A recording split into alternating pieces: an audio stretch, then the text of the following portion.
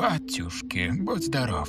Задумайся, почему мы автоматически говорим «будь здоров», когда кто-то чихнет. Это невежливость, это старинная защита души. В древних культурах считалось, что при чихе человек как будто выпускает часть себя.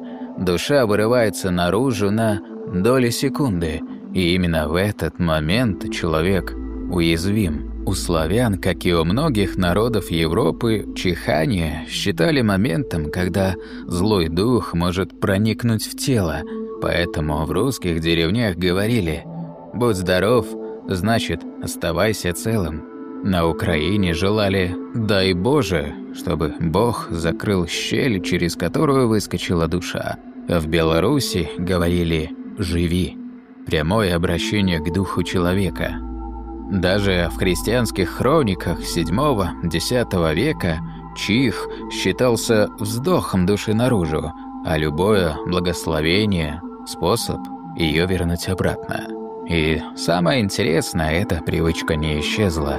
Мы все еще автоматически отвечаем на чужой чих, даже если не верим ни в духов, ни в приметы.